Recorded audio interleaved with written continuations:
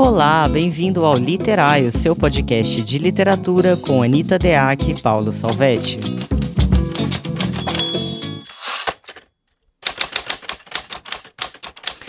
Olá, bem-vindos a mais um episódio do podcast Literário, eu sou Anita Deac. Olá, sou Paulo Salvetti. Hoje o podcast deu uma micro atrasadinha, na verdade o dia correto do podcast é segunda mesmo, viu gente? É que às vezes fica no ar domingo, aí já tiveram uns desesperados, Paulo, que me escreveram ontem à noite, cadê o podcast? Aí eu falei pra ele, gente... O que tá acontecendo? O que tá acontecendo? Vocês não vão parar de fazer, não.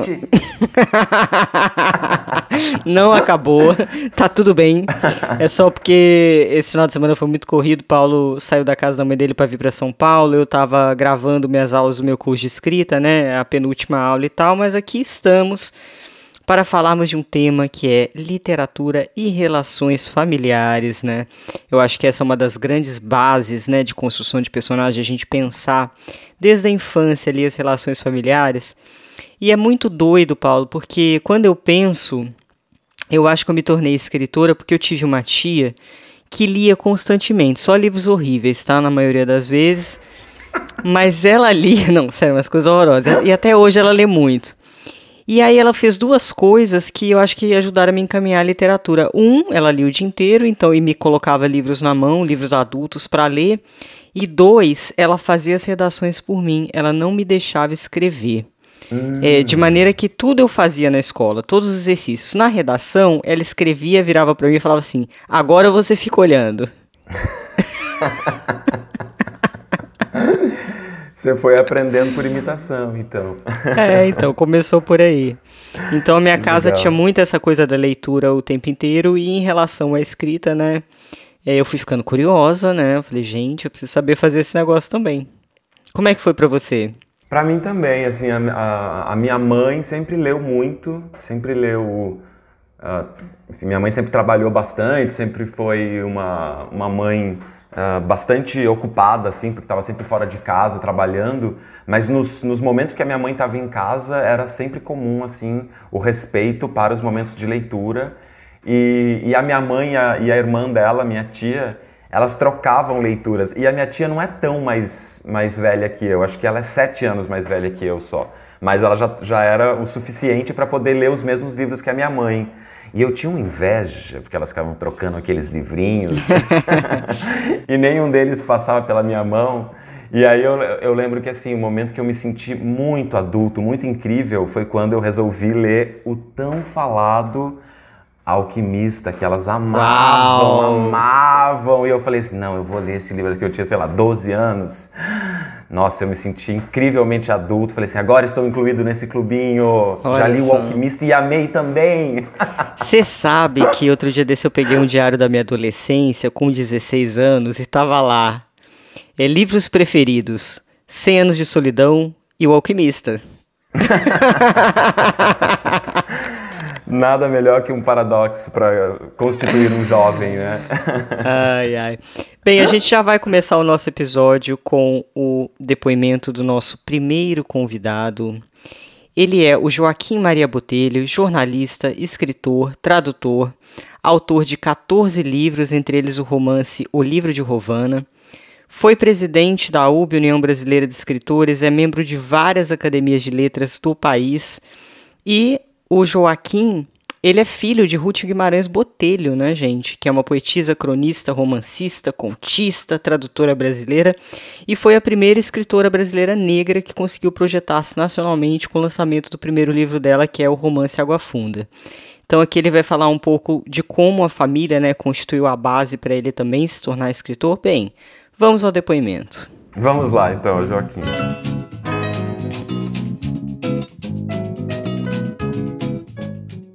Não muito tempo atrás, uma professora que eu tive do 2º ano da educação básica, que era o grupo escolar, comentou com a minha mãe numa visita que ela ficava muito impressionada de ver um menino de 7 anos escrevendo que as ovelhas baliam.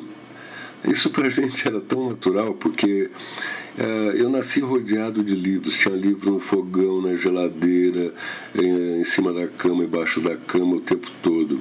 Minha mãe nessa época já era uma escritora consagrada Ruth Guimarães, que foi da Academia Paulista de Letras, e eu não dava muita importância com a idade que eu tinha para o tamanho da produção dela.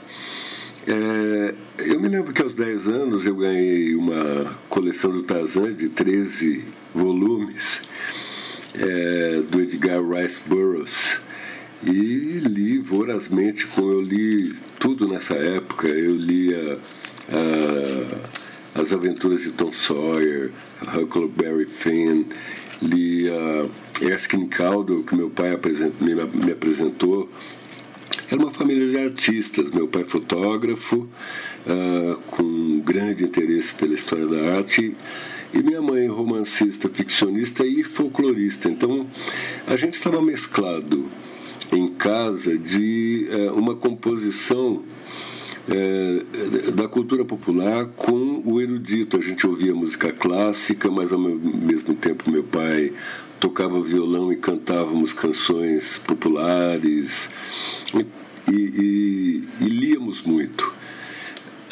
Éramos proibidos de ler qualquer coisa durante as refeições, nada de levar livrinho para a mesa, nada disso.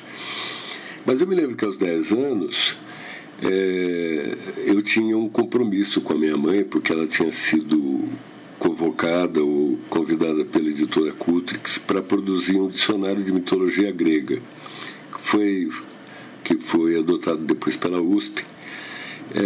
E a minha ocupação era voltar da escola, ajudar minha mãe a fazer o almoço e cuidar dos menores e tudo, dos irmãos menores.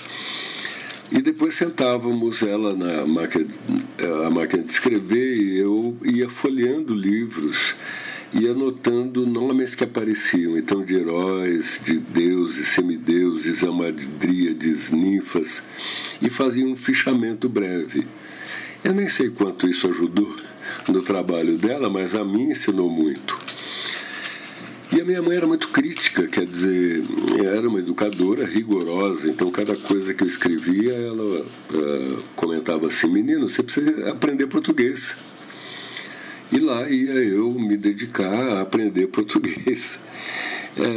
Aos 13 anos, mais ou menos, o Audálio Dantas passou pela chácara onde a gente vivia, em Cachoeira Paulista, para convidar minha mãe para produzir uma série de reportagens para a revista Quatro Rodas sobre os meninos da Bahia, que acabou ficando um trabalho muito bonito.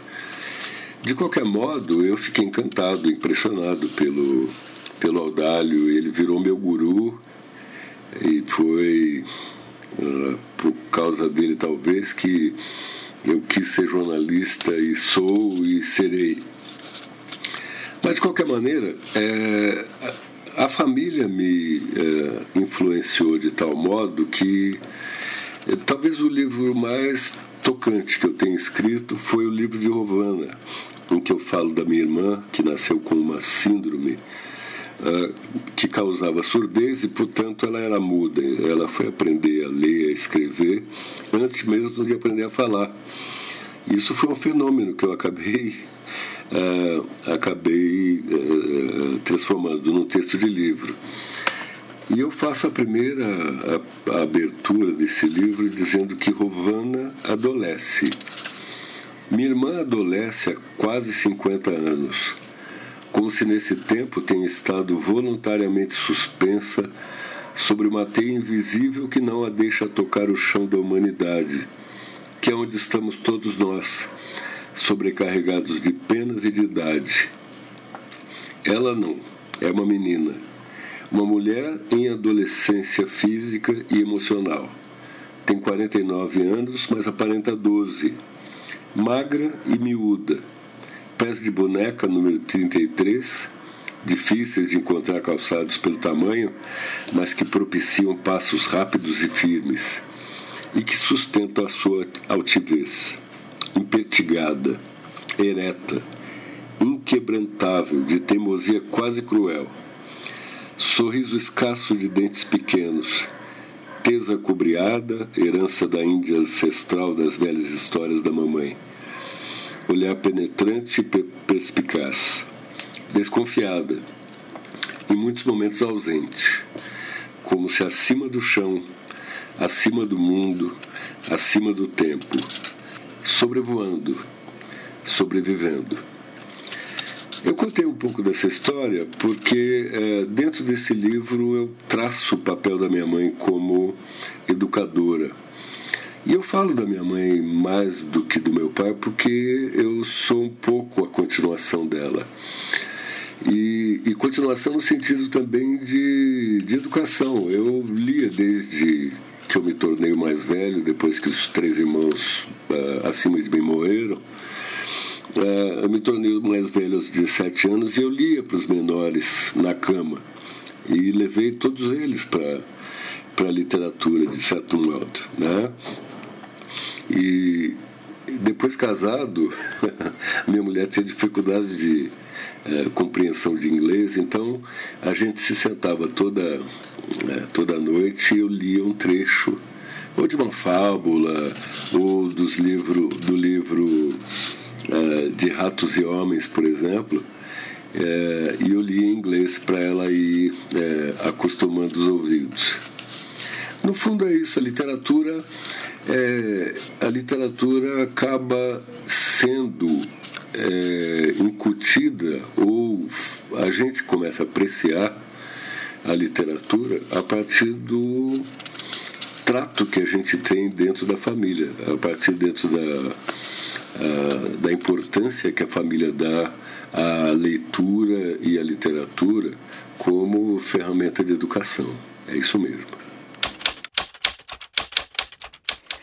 Nossa, achei tão bonito esse trecho do livro de Rovana, mas sobretudo uma coisa muito simples que ele colocou, sobrevoando, sobrevivendo. Achei tão poética, né? Achei tão um ritmo, né? E tão simples e tão bonito, sobrevoando, sobrevivendo. Eu acho muito corajoso escrever sobre a irmã, inclusive eu sempre penso nisso em relação aos meus irmãos, eu não sei se... eu contei aqui, né? Meu irmão mais novo falecido já era esquizofrênico e ele escrevia uma série de cadernos religiosos. Ele escrevia, Paulo. Infelizmente ele deu esses cadernos, eu não tenho mais acesso a eles. Mas eu fico imaginando, é tão difícil, né, você escrever sobre um familiar, até porque tem aquela coisa, sempre a nossa mediação a respeito do familiar, mas vai trocar profundamente, não só nesse familiar em si como personagem, mas na sua relação com ele, né? Tem uma coisa que o Joaquim falou, que eu achei muito interessante, sobre a formação dele, né? Desde cedo ele tinha livro embaixo, livro na geladeira, livro embaixo da cama, livro em cima da cama. E aí ele falou de um autor que eu amo e que eu já vou deixar a indicação aqui, que é o Erskine Caldwell, que não é tão conhecido, mas que é o mestre do John Steinbeck. Pensa, o John Steinbeck de Ratos e Homens, que a gente até comentou num episódio aqui, um livraço. O John Steinbeck já é um mestre, o Erskine Caldwell é um mestre do John Steinbeck, então fica aqui a dica desse autor maravilhoso também. Eu tinha até pensado hoje, essa semana também, em relação a esse tema, quando a gente comentou aqui do Ratos e Homens, eu não tinha lido ainda, eu li depois, fiquei curioso inclusive pela conversa aqui que a gente teve falando sobre ele, né, citando, e aí eu li depois e fiquei inclusive pensando que ali também tem, né, uma questão entre os dois personagens, né, protagonistas, tem uma relação que é parental, de certo modo, né, embora eles não sejam irmãos de sangue, mas se constitui ali uma relação parental interessante, sem que seja uma relação convencional. Fico pensando que isso também é um ponto muito forte do romance, porque o tempo todo a gente fica instigado pelo fato de pensar, mas como é que essas duas pessoas tão distintas, né, de contextos tão distintos, não sociais, né, mas contextos de mundo, quer dizer, o que eles estão esperando do mundo, e ao mesmo tempo tão coligados com um tipo de amor que às vezes a gente acha que só existe quando se estabelece por relações familiares e tal. Então fiquei pensando que isso é uma coisa que aguça a nossa curiosidade, né, de tentar saber mais sobre eles e tal. E o Joaquim também comentou sobre esse livro, quer dizer, ele é um livro que ronda aqui os nossos imaginários coletivos também.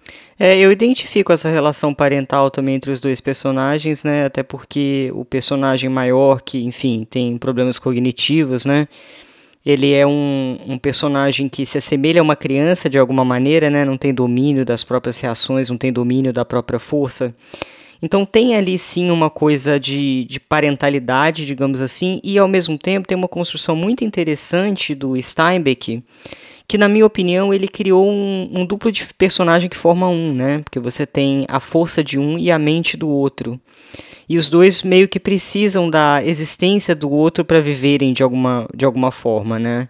Então eu acho isso muito bonito. Quando a gente pensa em relações familiares, eu penso muito também na Lúcia Berlim com a construção cruzada de personagens, né? A Lúcia, ela nunca pensa um personagem isolado, né? Ela pensa o personagem em relação ao cenário, em relação a outros personagens. Então, tem um conto Mamãe, né, que inclusive eu vou abordar com a Lili Prato no curso que eu vou dar sobre a Lúcia Berlim, em que a imagem da mãe é constituída pelo relato das duas filhas. Então isso já é um primeiro ponto que eu deixo aqui para os nossos ouvintes que escrevem, que é, na hora de construir um personagem, não basta você saber quem ele é, não basta você fazer aquela fichinha das características do personagem, etc.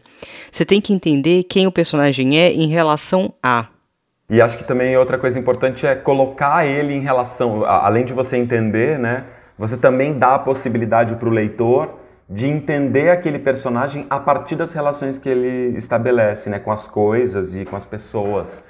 De tal modo que isso quebra um pouco essa visão chapada que a gente pode ter dos personagens, porque nas relações que a gente estabelece com as coisas e com as pessoas, a gente sempre tem nuances peculiares, né? Eu acho que isso também é uma coisa interessante de a gente pensar em relação às famílias e às relações familiares, porque é muito louco, né? Embora a gente tenha padrões, estou falando isso na nossa vida mesmo, embora a gente tenha padrões de amor, né? Quer dizer, tem famílias que acabam sendo mais afetivas, famílias que são menos afetivas, famílias que estão muito dominadas pelos valores religiosos, ou famílias que são mais progressistas, enfim, né? Mas, ainda assim, entre as pessoas da família, existem muitas nuances possíveis, né? Então, da relação que eu estabeleço com o meu pai, da relação que eu estabeleço com a minha mãe, com o meu irmão, e nessas nuances, a gente acaba também se comportando de maneiras diferentes. Então, quando a gente leva isso para a literatura, por exemplo, é uma possibilidade interessante pensar, né? Como é que o personagem pode revelar coisas de si quando ele está, por exemplo, diante da irmã, que são coisas que ele jamais revelaria estando diante da mãe, né? E isso vai criando camadas mais complexas de se poder ver esse personagem aí, podendo ser, né, visualizadas essas características nesses entres, né, possíveis em cada relação. E, claro, estabelecendo padrões também, porque esse personagem vai ter ali uma continuidade, alguma linearidade nos seus modos de ser, mas valorizando esses encontros aí que são peculiares, né? Eu fiquei bem tocada, na verdade, imaginando no trecho que o Joaquim fala do romance de Rovana, né, que a irmã dele era muda e que ela aprendeu a ler e escrever antes de falar. Imagina isso, Paulo, você aprender a ler e escrever antes de você falar. E eu penso que tem essa questão da comunicação, que eu acho que é muito importante desde a infância, desde a adolescência, desde a vida adulta. Eu tenho a impressão que às vezes a vida é uma questão da distância, você entende? Da distância entre eu e você, da distância em que eu consigo comunicar as minhas expectativas, as minhas demandas. Então tem uma linguagem subjetiva muito forte da gente com o mundo na relação com o outro. E na verdade a palavra ela é uma mediadora, né? Ela está no meio do caminho, ela é aquele senso comum, aquela acepção que nós temos em comum e que por meio dessa linha tênue do que nos é comum é possível a gente se relacionar. No entanto, o fosso é bem maior, né? Muitas vezes a gente não percebe. Eu acho que a literatura ela tem um potencial para trabalhar muito bem esse fosso, que é o fosso do não entendido, o fosso do não entendimento das relações familiares. O não entendimento, para mim, ele vem muito daquilo que se espera e daquilo que se tem. Eu me lembrei de uma conversa que eu tive com uma terapeuta minha na época que eu fazia psicanálise ainda, que eu reclamava muito da minha tia, que minha tia é meio autoritária, enfim, uma série de questões aí. E um dia ela virou para mim e falou assim: por que você acha que sua tia tinha que ter atendido todas as suas expectativas? E aí me caiu a ficha. Eu falei: opa, quero uma terapeuta boa, né? Me colocava contra a parede. E aí, pensa comigo, nessa coisa das relações familiares, muitas vezes, na nossa construção de personagem, quando a gente escreve na nossa vida também, a gente vê o outro como um cumpridor, né? Ele precisa cumprir, ele precisa não nos machucar, ele precisa atender a nossa demanda de amor. E você pode criar um personagem fechado, restrito às próprias demandas emocionais e psíquicas.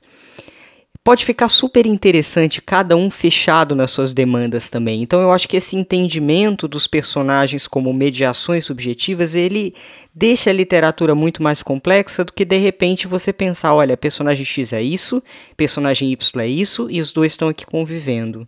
Mas o personagem X, o que ele pensa do personagem Y? Para quem é o personagem Y segundo a vivência subjetiva dela? E para o Y? Quem é o personagem X segundo a vivência subjetiva dele? Sim, e outra coisa interessante também é pensar assim, tem ali, né, os perfis de cada personagem, aí tem esses personagens em relação e tem também o pensamento desses personagens sobre as outras pessoas que é expresso, né? Então, acho que tem uma diferença entre o que eu sinto por você, né, subjetivamente, como essas coisas estão organizadas ou desorganizadas aqui intimamente em mim.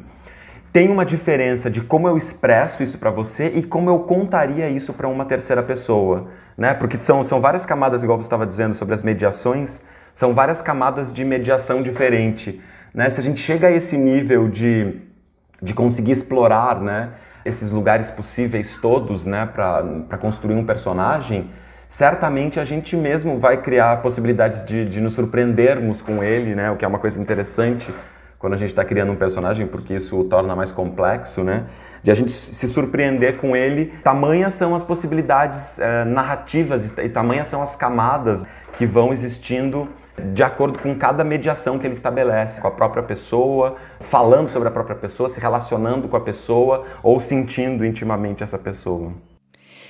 E tem essa questão de você complexificar. Agora tem um ponto também bem interessante que é o seguinte: você não precisa tornar complexo, claro que isso você vai ter que fazer com o protagonista, né? Por exemplo, a pior coisa que tem um protagonista superficial, não por intenção, mas por falta de habilidade, né? Essas são coisas diferentes. Mas, por exemplo, numa narrativa em que você tenha relações familiares, tem uma autora que eu gosto muito, que é a Natalia Ginzburg, em Léxico Familiar, em que ela constrói personagens secundárias muito interessantes naquela família que ficam repetindo bordões, e esses bordões vão passando de geração em geração, de modo que ela constrói um ethos familiar sobre o que aquela família se funda. Né, sobre o que essa família se funda. Então eu acho muito interessante também, quando você quer abordar a questão da família, você buscar entender que família é essa, por que essa família é assim, de que maneira, porque também tem sempre um personagem que às vezes apresenta uma certa fratura, pode apresentar uma certa fratura em relação àquilo que já vinha sido construído. Eu lembro muito da minha terapia, eu faço terapia transpessoal, porque na terapia transpessoal, a família é vista como um sistema. E o sistema, se a gente for parar para pensar, ele tem um movimento próprio. Então, toda vez que alguém dentro desse sistema coloca um movimento que não é um movimento natural do sistema, esse sistema vai puxar essa pessoa para voltar para o movimento de antes. Então, aí a gente tem, por exemplo, umas diferenças geracionais, né, muito comuns, que as famílias, né, os pais, os avós não se entendem mais com os filhos porque os filhos têm valores diferentes. Na hora de construir uma narrativa familiar é interessante também você entender que espécie de atrito você está colocando no seu personagem de maneira a mudar, a transformar ou a colocar realmente uma fagulha nesse sistema familiar, né? Eu fiquei pensando naquilo que eu disse antes, até porque estava lendo um livro essa semana e eu vi que não tinha contradição, nunca tinha contradição em relação ao que o personagem fazia e o que ele falava sobre si.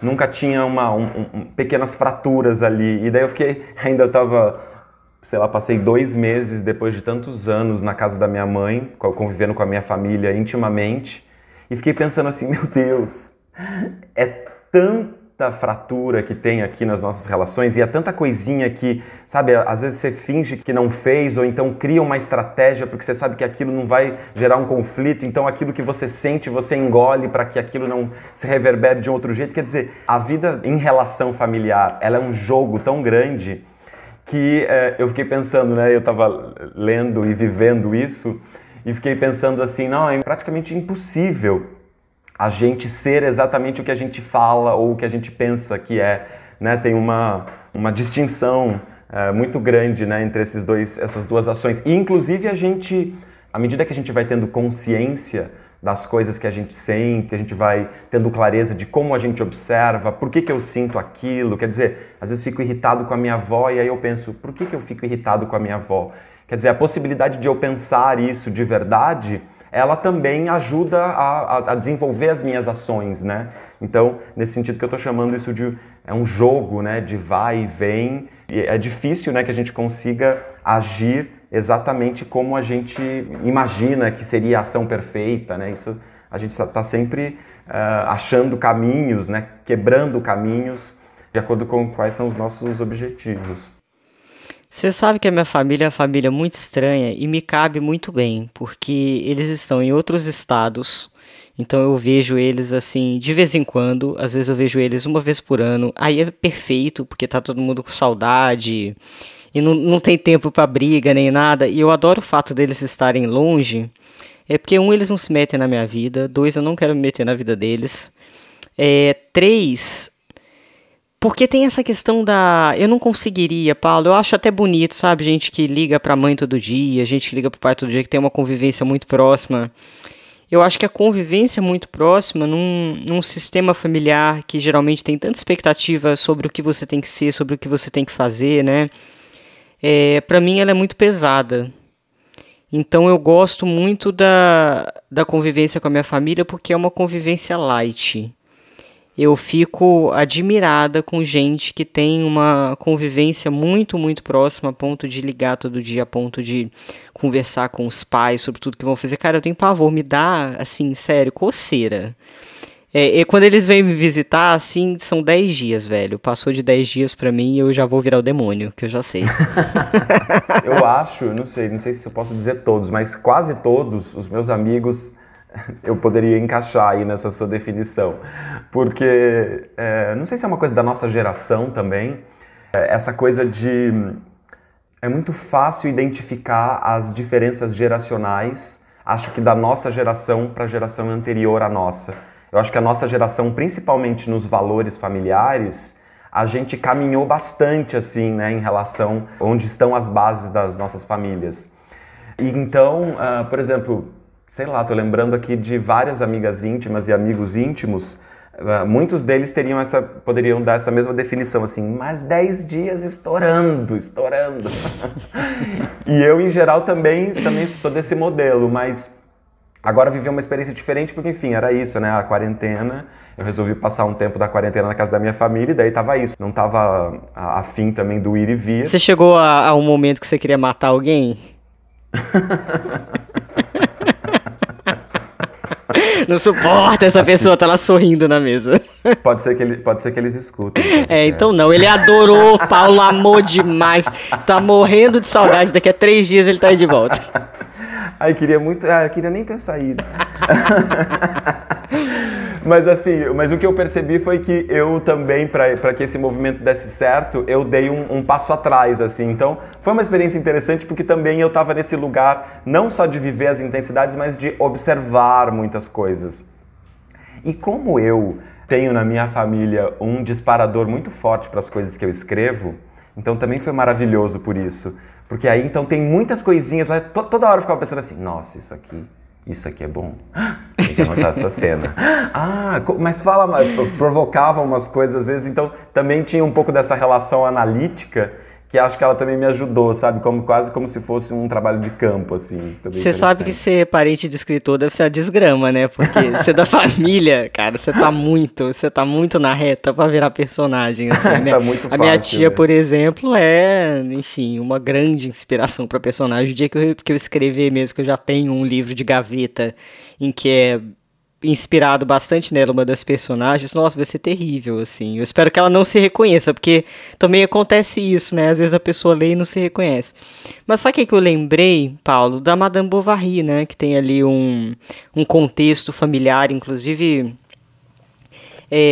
fala-se muito, né, do conservadorismo da sociedade, da posição da mulher da sociedade, e também da posição da esposa, na verdade, né, porque naquele momento a mulher e a esposa estavam ali tão coladas, né, o valor da mulher estava em relação a ser uma esposa, e eu me identifico muito com a Madame Bovary naqueles momentos que ela está de saco cheio do Carlos, né, que ela fala, assim, o pior de tudo, claro, é um narrador em terceira pessoa aproximado da Emma Bovary, né, o Flaubert, ele faz uma coisa maravilhosa, apesar dele ser um mestre no narrador onisciente neutro, ele também entra, né, no século XIX com o narrador onisciente seletivo. Então ele entra na cabeça da Emma... Que é esse aproximado. Que é esse aproximado, mas o aproximado, na verdade, a questão da distância você pode resolver com todos os tipos de narrador, né? Eu até fiz uma aula sobre isso. Mas a onisciência seletiva, você vai escolher um foco num personagem, aí você vai entrar na mente. Então essa narração, ela entra. Não chega a ser um fluxo de consciência. Entra na mente, mas não chega a ser. Tá em terceira pessoa ainda. E aí tem um trecho que eu adoro, que entra na cabeça da Emma Bovary, que ela fala o seguinte: o que era pior é que ele realmente acreditava que ele me fazia feliz. Então tem uma espécie de cegueira ali, porque aquele marido, né, tá tudo tão encaixado, ele dá tudo o que ele acha que ela precisa, ele é um cara mais conformado com a vida, com as convenções, com o que se deve fazer, e aquela mulher tá ali completamente sufocada. Então é um livro muito interessante para quem quer estudar essa coisa das relações familiares, e não só isso, do peso das relações familiares para uma pessoa, né? E aí eu estava até conversando com uma seguidora no Instagram sobre o Flaubert, porque é preciso vencer o Vale da Firulagem, porque o Flaubert escreveu no século XIX, então tem uns trechos ali, rose as faces, acariciava ali as rosas faces, que é um saco, né? Hoje em dia não tem tanto a ver com a escrita contemporânea nem nada, mas vale, porque realmente ele foi um autor muito, muito ousado. E acho que tem uma coisa interessante dele, que também ele tá... Talvez, desses grandes romancistas aí, ele vai ser o primeiro que vai fazer um romance em que o próprio tema família vai se colocar efetivamente de um jeito em xeque, né? Ou em crise. Porque isso, né, que você está dizendo aí, o marido da Emma Bovary, é o Carlos o nome dele? Carlos. O marido dela, para ele tá tudo bem, ele tá vivendo aquela família que se esperava de um casal no século XIX, né? A ideia de que você se junta, se der por amor, mas enfim, por algumas condições ali do contexto, mas permanece com isso, quer dizer, isso é um dado posto e você vai seguir ad eterno nesse modelo, né? E a Emma Bovary não se contenta, né? Para ela não tá suficiente. Ela vai ser, então, um exemplo dessa mulher ou dessa pessoa, desse sujeito, né, que está começando a colocar em xeque esses valores de continuidade, de permanência a qualquer custo. E eu fiquei pensando também que acho que é legal quando a gente vai pensar nas relações familiares, né, e é muito difícil um romance que não tenha alguma relação familiar, né, porque as pessoas têm parentes, têm filhos, têm mãe, né, é difícil que em algum momento isso não cruze, mas é interessante a gente pensar também a qual modelo familiar a gente está respondendo, né? E como é que a gente está colocando isso em relação à realidade, né? Quer dizer, a gente está querendo comparar ou dizer alguma coisa do hoje, ou a gente está se referindo a um outro momento, né? E aí eu fiquei pensando aqui, fiz uma pesquisa rápida sobre os modelos de família que existiram ao longo da história, né? Quer dizer, existem muitos modos de chamar esses modelos, né, de acordo com cada historiador ou pensador, mas eu peguei um aqui de 3 modelos, que seria o modelo da família patriarcal, que seria esse modelo mais anterior ainda, antes da Revolução Francesa, antes da modernidade, né? Que é esse modelo em que está posta aquela ideia de que o pai é o organizador da família e esse pai é ao mesmo tempo rei e ao mesmo tempo patrão. A família é quase um feudo que orbita em torno desse homem e as relações que se estabelecem, elas não são relações afetivas. Muitas vezes, não são afetivas como a gente vivencia hoje, né? Então não é o pai que ama os filhos, não. É o filho que respeita o pai como se respeita um rei. Em alguns momentos eu até acho que o léxico familiar que você lembrou, a relação que ela estabelece com o pai está um pouco performando nesse lugar aí, desse cara meio rei que o tempo todo está gritando, o tempo todo dizendo que não pode, o tempo todo repetindo esses bordões aí que você disse, que é sempre, tá fazendo errado, não pode ser assim e tal. Depois vem a família moderna, que seria então essa família nuclear, e isso é um advento da modernidade, né? E que sim, começa-se a entender que o relacionamento ele está baseado não mais naquela extensão, né, de parentalidade apenas, mas num desejo, né, pela conjunção dos corpos. Então, duas pessoas escolhem se casar e o que elas têm na vida de mais importante é essa junção entre elas, e tudo que vai se formar a partir de ali é maravilhoso e é tudo que eles têm de mais importante para se fazer na vida, né? Então se estabelece essa relação com os filhos, que é tudo, isso estou dizendo no ideal, né? E também essa coisa aí de que jamais poderemos romper esse ciclo. Ô Paulo, rapidinho, você falou conjunção dos corpos, tá parecendo um padre, cara. Conjunção dos corpos, maravilhoso, adorei. E por fim, essa família aqui é uma família que a gente se aproxima hoje, né? Que seria uma família pós-moderna ou uma família líquida. O Bauman fala um pouco disso, não lembro agora em qual dos livros dele, mas que seria essa família que não é mais tão sólida, não está determinada pelos mesmos valores e que está muito baseada, por exemplo, na ideia de efemeridade, né? Quer dizer, a gente hoje em dia estabelece um relacionamento sabendo que ele pode acabar. Pode ser que aconteça alguma coisa que acabe. Isso para nós não é uma coisa chocante, terrível, né? Às vezes a gente tem o desejo de vamos fazer isso durar para sempre, eu te amo para sempre. A gente ainda repete esses bordões da modernidade, mas a gente sabe na prática que se pode separar se precisar. Se acontecer uma coisa terrível, eu não vou aceitar mais, né? As relações estão muito baseadas num desejo de que, em comum acordo, a gente continue sustentando um prazer, né?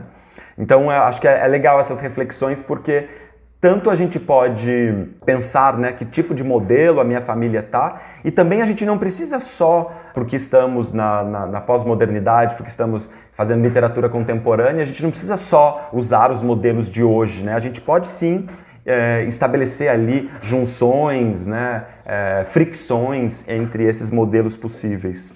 Eu acho legal porque, inclusive, na minha opinião, eu acho que existe uma falsa liquidez. A liquidez ela está relacionada às nossas escolhas de futuro, mas se a gente for pensar em Freud, na base freudiana do complexo de Édipo, de complexo de Electra, da formação dos nossos modelos de feminino e masculino, que são, sim, a partir dos nossos pais, e que não é necessariamente fácil você sair disso, né? Exige muita reflexão, existe muita terapia, autoconhecimento, escolha, sustentação de desejo, tem uma série de questões aí. E olha, eu vou falar o seguinte, a quantidade de amigo moderninho, pretensamente moderninho que eu tenho, que na base, na raiz, você vê que as demandas psíquicas estão lá no século XX, é muito grande, sabe? Então, essa coisa da liquidez do Bauman, às vezes ela me parece muito mais conceitual, em muitos casos, do que prática. Porque tem essa questão do trauma, essa questão da infância, essa questão das expectativas, da construção. Eu acho que isso ainda é muito forte, de maneira que escolher outros modelos exige você vencer um atrito, você vencer um caminho que exerce uma força física contra você, né? Pensando na física, uma força psíquica contra você. Então eu acho que tem isso também. Acho que a gente pode aproveitar, Paulo, já chamar o nosso segundo convidado, né? Podemos. Vamos lá, ele é o Mauro Paz, é escritor de Porto Alegre, formado em letras, autor dos livros Por Razões Desconhecidas, finalista do Prêmio Sesc de 2012, São Paulo Cidade Expressa, e Entre Lembrar e Esquecer, finalista do Prêmio São Paulo de Literatura de 2018. O Mauro Paz tem participações em diversas antologias, entre elas a Contos Brutos, que eu organizei na Editora Reformatório, e nesse ano ele organizou a antologia Contos de Quarentena, que reúne alguns ótimos contistas da literatura brasileira contemporânea. Então vamos lá, o Mauro Paz. Olá, Anitta, Paulo, ouvintes. Queridos, queria agradecer pelo convite para participar do podcast. Realmente vocês estão fazendo um ótimo trabalho. E também queria agradecer para falar desse tema, sobre relações familiares na literatura, porque é um tema que me agrada bastante. No que eu gosto de ler e no que eu gosto de escrever, tem muito de relações familiares. Eu não consigo desassociar muito essa questão da família, da literatura que me agrada. Talvez pela minha família ser uma família muito forte, né? Eu tenho 5 irmãs, meus pais estão juntos há 50 e poucos anos, com todas as dificuldades e alegrias, mas a minha família é algo muito forte. Para além disso, assim, pensando de uma forma mais analítica, além da mera passionalidade, eu tenho uma visão sobre, quando eu penso em família, em personagem, muito pautada naquela frase do Heráclito, de que o Daemons é o destino do homem, né? Por quê? Tem gente que vê que o Daemons como o caráter, o destino do homem. Eu não gosto de ver essa tradução de Daemons como caráter de uma forma moralista. Eu gosto de ver como Daemon como algo que realmente te move, algo que te tira do eixo, algo que te incendeia por dentro, sabe? E nesse princípio, eu realmente acredito que o que nos incendeia ou nos tira do eixo é o nosso destino, porque na hora de decisões importantes, e a decisão sim é o definidor do caráter do personagem, né? Essas dores e esses demônios que estão por dentro são que acabam falando mais alto. E não tem como pensar nessas dores sem pensar na família, né? A família é a base de como a gente aprende a amar e como a gente aprende a sentir dor também. E quando eu gosto de olhar para esse elemento da dor na composição do personagem, até pensando numa forma central do personagem, porque quando a gente entende qual é a dor, o que move o personagem, sabe? Por exemplo, o abandono. Tem gente que tem repulsa ao abandono, que não consegue conviver com a ideia de estar abandonado. E essa repulsa faz a pessoa tomar as medidas mais extremas, ela se submeter a relações abusivas, ela ser explosiva, ela fazer escolhas que realmente vão marcar o caráter dela, né? Então, nesse sentido, eu acho que essas dores que são semeadas lá no berço da família, ou da falta da família, são determinantes para a construção do nosso caráter, de como que a gente vai fazer essas escolhas adiante. E é claro que eu não falo de dores de uma forma de, existem culpados pelas dores. Eu gosto de pensar a família como um ecossistema onde não existem culpados, né? Onde todos são sobreviventes com suas dores e conseguem lidar dentro dos seus limites, né? Porque fica fácil quando a gente coloca um personagem com dor ou um personagem vítima, a gente querer colocar outro como causador da vítima sem olhar para as dores daquele outro personagem, né? Mas quando a gente começa a entender as dores de cada um, a gente consegue olhar melhor para o tabuleiro dessa família e de como... não é uma questão de culpa, é uma questão de contexto e de como a vida andou até ali, né? Eu acho que sobre família eu poderia falar mais muito tempo, mas a gente tem um tempo restrito e de principal eu acho que realmente é isso que eu queria contribuir com vocês. Mais uma vez, muito obrigado. E se for ler algo sobre família, eu acho que não tem como fugir de Hamlet e Édipo, né? Que é o fundamental. Muito obrigado, queridos. Até a próxima. Fiquei curioso com essa questão de construir pela dor. Isso é muito interessante, é um viés também que acho que se agrega a essa listinha aí que progressivamente a gente tem pensado em relação à construção de personagens, né? Essa ideia de construir pela dor, partindo do pressuposto não fatalista, né, mas concreto de que todos nós sentimos dor, todos nós sofremos e que isso também ao mesmo tempo é inevitável, né? Não tem como a gente vivenciar qualquer história, qualquer relação ou estar em qualquer família sem a gente presenciar a dor. Isso me pareceu uma perspectiva muito legal. Além dessa ideia de não pensar na construção dos nossos personagens que alguém sempre é o culpado pela dor daquele personagem, né? Porque alguém sente a dor, a nossa tendência às vezes é dizer assim, mas quem tá causando isso é a mãe. É porque a mãe fez assim que... A minha mãe fala assim, vocês fazem terapia só pra me culpar, com certeza. Olha, eu vou falar pra você que eu já tive a oportunidade de salvar alguns livros que iam por essa linha, tá? Da vitimização, chamar a atenção do autor, olha, presta atenção, as coisas são um pouco mais complexas que isso. Inclusive em relação a pautas de relacionamento abusivo, etc., em que realmente existe ali uma vítima e um algoz, e não se analisa, evidentemente, o fato de que quando, né, obviamente, quando não é uma criança, quando não é uma situação de covardia numa relação abusiva, sim, existe uma certa condescendência, porque você pode sair, eu sei que é difícil sair, mas de alguma maneira você também escolhe.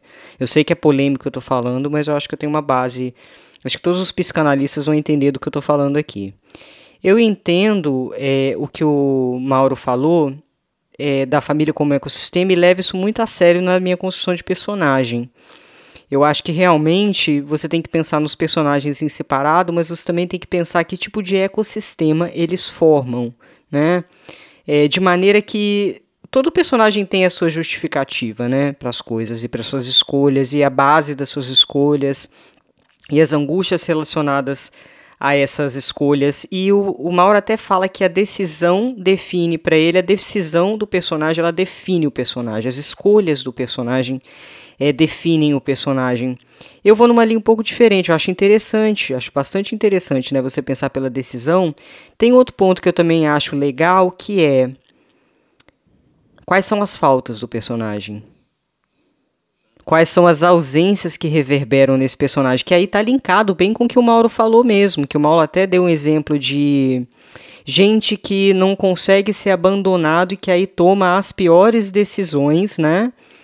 Porque tem um medo absoluto de abandono, então existe uma falta, existe uma carência, existe uma lacuna aí que vai fazer esse personagem escolher alguma coisa. Eu acho que é nessa lacuna que tá uma base boa de construção de personagem. E essa compreensão aí do ecossistema é muito interessante porque ela também, assim como você falou, né, que a terapia que você faz também se organiza a compreensão da família como um sistema, né? E acho que estão correlatas isso que você falou e o que o Mauro disse. É interessante porque também embora a gente responda, né, culturalmente a um momento, a uma história e tal, cada um desses sistemas familiares vai ter também as suas próprias características, as suas próprias engrenagens. E por mais que tenham alguns valores ali que são humanos ou que são da mentalidade de uma época e tal, é interessante pensar o que vai ter de peculiar naquela família e como é que explorar essa peculiaridade pode nos dar ali dimensões surpreendentes dos personagens. Eu já comentei aqui daquele livro Por que a Criança Cozinha na Polenta, e acho que ele também é um ótimo exemplo para isso, porque no Por que a Criança Cozinha na Polenta, a gente vai ter uma narradora que é uma criança, é a criança crescendo, né? Acho que ela no começo do livro deve ter, sei lá, uns 10 anos, e vai terminar o livro com uns 16 anos, é uma espécie de um diário. Mas assim, é uma família que vive no circo, eles viajam o tempo todo, eles viajam, um pouco eles estão fugindo também do país de origem. E a mãe se casou de novo, quer dizer, o pai dela era um cara super desajustado, ela se casou de novo, a mãe é casada com um anão. Esse anão, que trabalha ali no circo, né? Esse anão é terrível, ele tenta abusar sexualmente dessa menina e ela tá contando isso de uma perspectiva de quem tá descobrindo essas coisas sem estar contaminada ainda por todos esses valores. E essa família, nesse sentido, ela tem um ecossistema totalmente diferente, né, do que seriam os ecossistemas convencionais por esses vários elementos, por serem do circo, por estarem em viagem, por estarem, enfim, uma família constituída por valores morais também bastante avessos, né, ao que seria a norma convencional, né?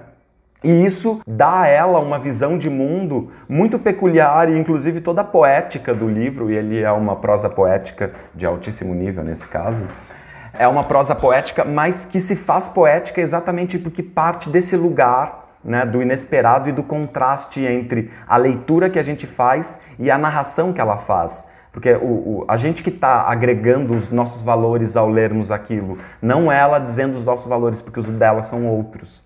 É muito interessante esse contraste aí. Sim.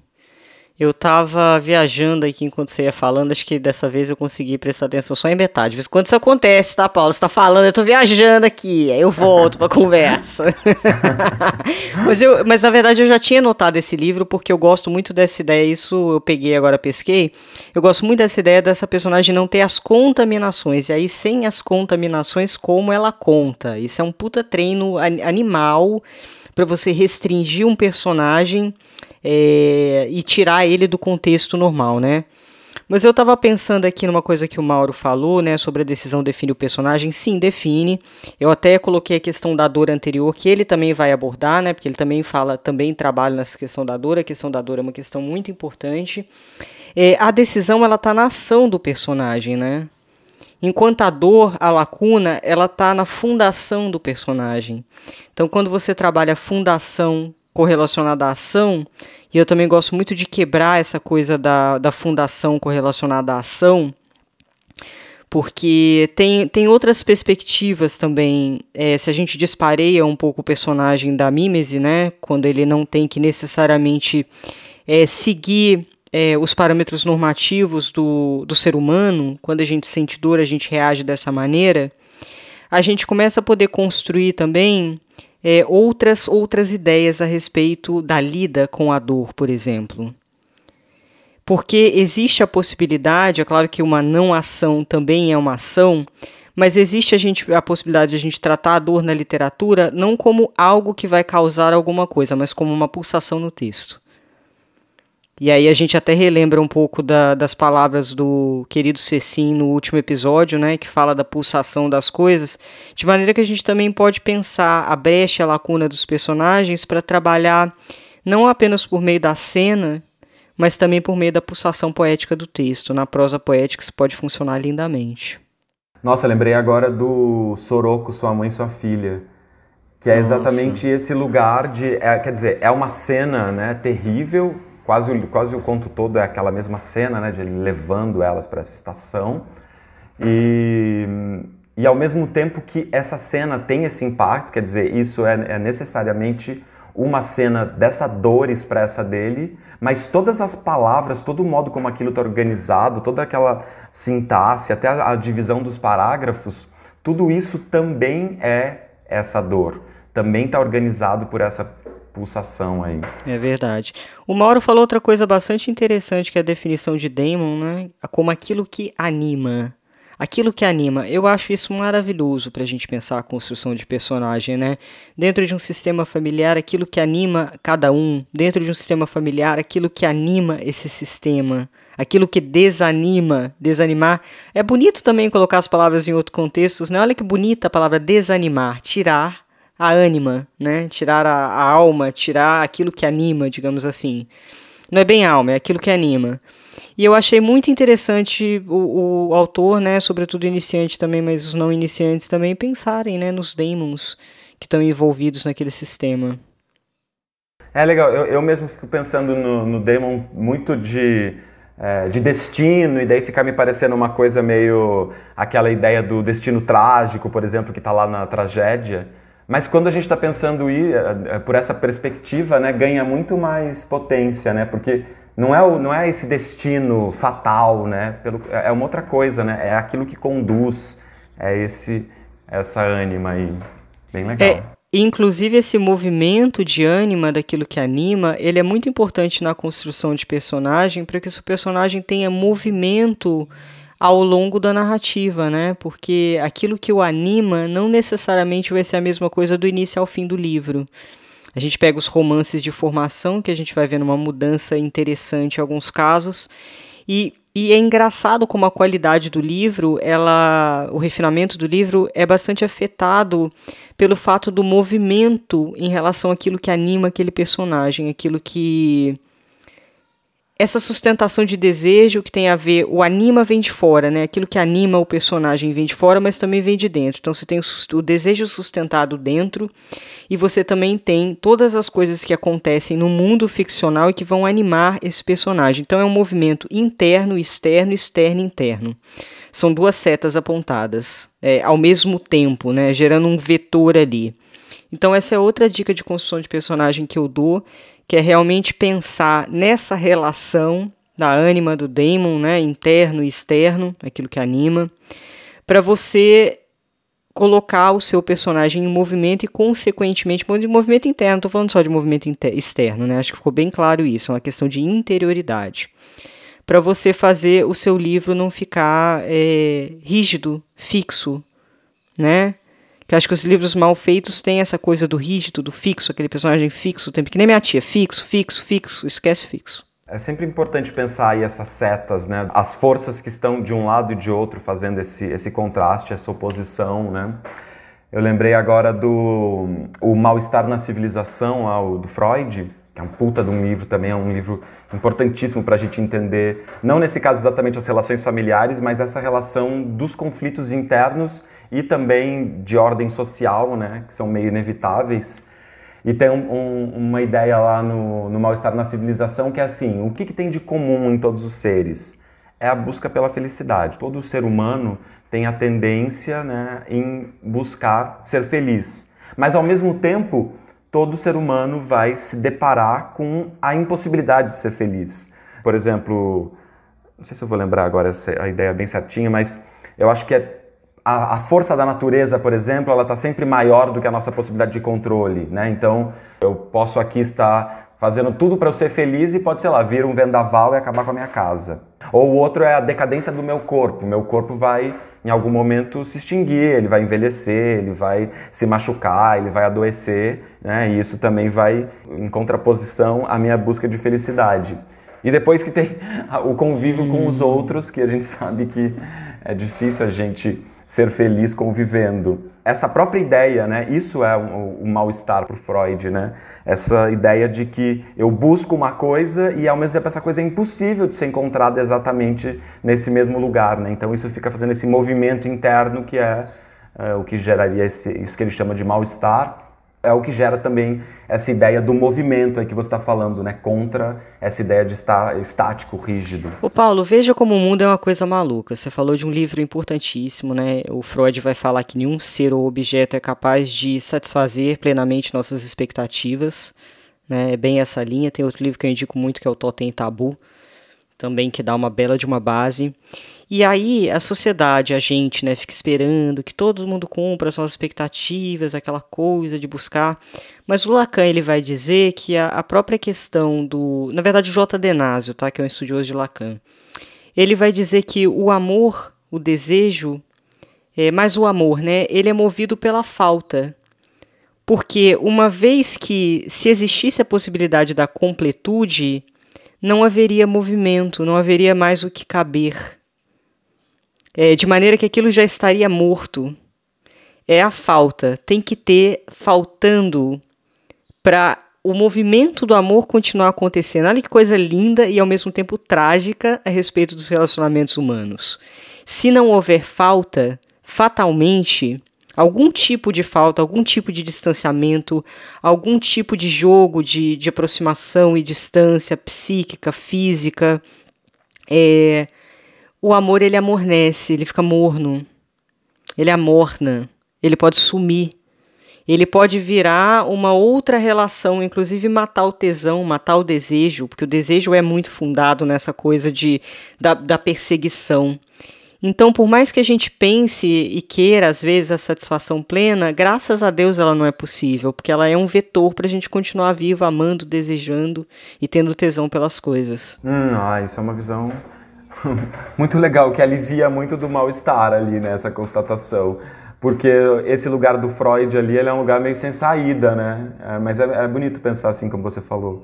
E eu fiquei pensando mesmo que quando a gente, por exemplo, quando a gente se apaixona, está praticando aquele amor ali imediato, qual que é a nossa vontade? A nossa vontade é se anular, é ir, pra ilha deserta e só ficar ali convivendo. Mas tem um monte de coisa que constantemente vai impedindo isso.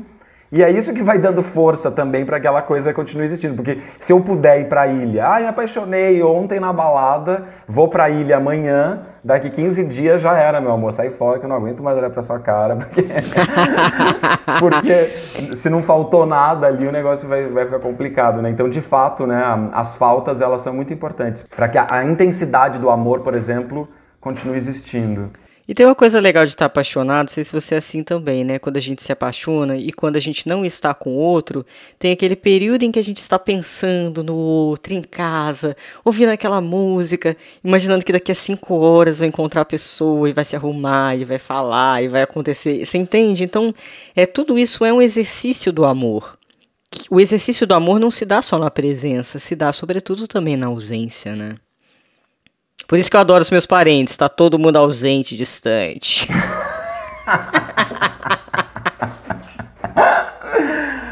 Ai, meu Deus. Bom, acho que estamos nos encaminhando para o fim, né, Anitta Deac? Total. Ai, gente, quero dar uma notícia muito maravilhosa. Eu vou lançar No Fundo do Oceano Os Animais Invisíveis em novembro. Aê! Depois de 5... Quantos episódios a gente tá no 27 agora, por aí? 27, Pois é, meu povo. Depois de todos esses episódios eu venho anunciar essa notícia maravilhosa. Estou muito feliz que o Marcelo Noncelli é um editor super competente. A gente sempre fala bem dele aqui. Não é à toa, eu confio muito no trabalho dele. Eu passei 3 anos escrevendo esse livro, foram 10 reescritas, foi uma loucura. E agora, enfim, eu vou parir. Então, em novembro, quando tiver a data certinha, tem um mês, mas a gente ainda vai escolher o dia. Eu vou fazer numerologia, aquelas loucuras todas, né? Lógico, tem que nascer sobre bons auspícios, né? Muito bem. Então, eu queria compartilhar essa notícia com vocês. Que demais. Fiquei felicíssimo de saber essa notícia. E estou louco para reler agora, quando ele estiver em forma de livro, porque eu li na tela do computador, é uma experiência, né? Agora, reler nas pagininhas, editado, com aquela capa maravilhosa que vai ter, que eu já estou sabendo disso, dos spoilers, vai ser lindo. Ah, demais. Então, beleza, meu povo, a gente se vê no próximo episódio. Então é isso, gente. Um beijo, boa semana, até semana que vem. Beijo.